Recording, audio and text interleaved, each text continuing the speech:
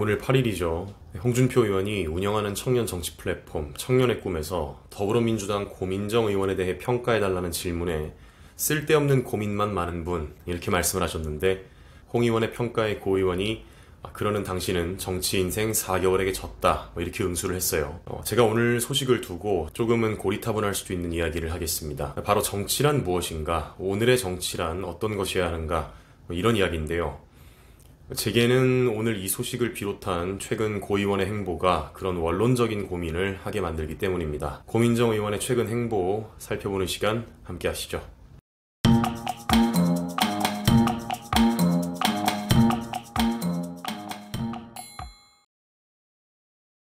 정치란 무엇인가? 사실 이건 너무 추상적이고 또 그런 만큼 다양한 관점이 존재하는 주제이기 때문에 조금 더 쉽게 정치인이란 어떤 사람이어야 하는가?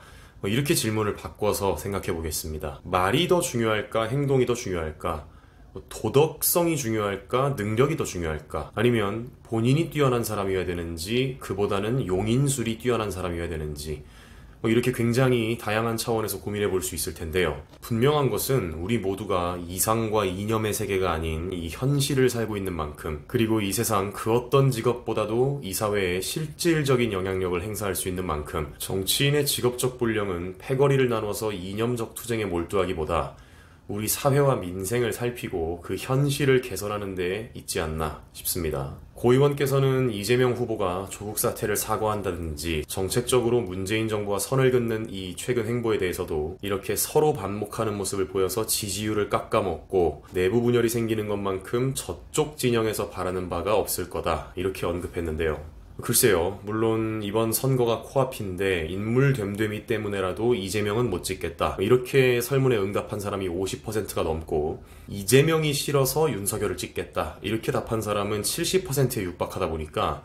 늘 말씀이 많으셨던 분이기도 하고, 어떤 이야기를 하시든 방어적으로, 굉장히 방어적으로 하게 되는 상황이야 알겠습니다만, 정작 지금 왜 이런 지지율 차이가 나타나는지, 여당 의원 아닙니까? 지난 4년간 문재인 정부의 국민들이 어떤 실망을 했는지 그런 본질적인 차원의 분석과 그에 따른 반성이 더 필요하다고 보이는데요. 더군다나 고민정 의원은 굉장히 젊은 정치인이고 초선 의원이죠. 이 와중에도 이쪽 진영, 저쪽 진영, 분열, 사용하는 어휘들을 보면 패거리 정치, 어떻게든 편을 갈라가지고 우리 편 쪽수를 많이 모아서 국정을 운영할 수 있는 권력만 갖고 있으면 장땡이다, 이런 인식이 아니냐, 이런 굉장히 얕은 인식, 구태 정치를 반복하는 선거전에 임하고 계신 건 아닌가 싶습니다. 사용하는 어휘를 보면 그 사람의 철학이 보입니다. 어떤 생각이 이면에 있는지 엿보이는데요. 지금 고 의원은 이번 정부 동안 민생이 어떻게 망가졌길래 이런 지지율이 나오는지 그걸 살필 생각은 조금도 없어 보입니다. 역시나 진영 논리, 진영 간의 투쟁, 이렇게밖에 이번 대선을 생각하지 않는 것 같아요. 그렇다 보니까 이번 사생활 논란으로 사퇴한 조동현 씨에 대해서도 잘못한 게 없다,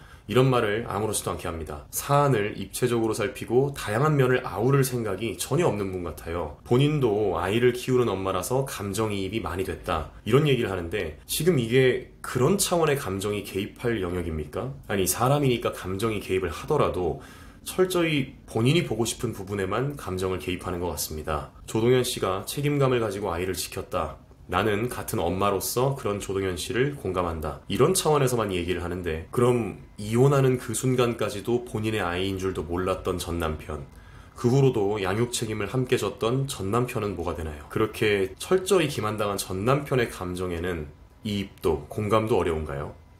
이렇게 한쪽밖에 보지 못하는 것은 생각이 한쪽으로만 기울어 있기 때문입니다. 사안을 입체적으로 볼 필요가 애초에 없어지겠죠. 다른 어떤 면보다도 오직 우리 편이었던 사람, 이 사람을 무조건 나는 옹호해야 된다, 이 하나의 사실이 고 의원께는 너무도 중요해서 다른 면들은 다 지워질 테니까요. 한 사람의 말은 그 사람의 철학을 반영하죠. 고 의원은 정치에 대해서, 정치인의 역할에 대해서 어떤 철학을 갖고 계십니까?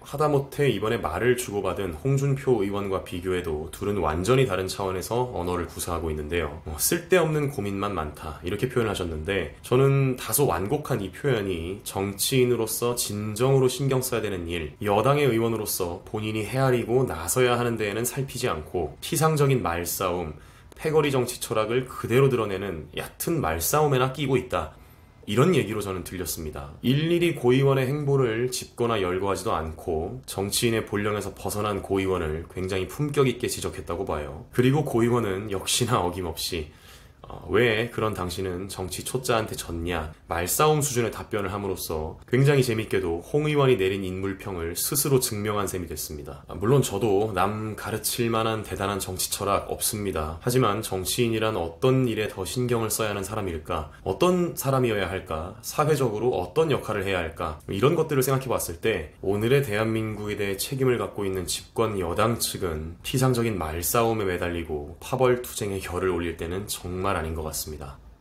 고 의원은 젊은 정치인이죠. 이번 정부가 끝나고 나면 스스로를 되돌아보는 시간을 꼭 가지셨으면 합니다.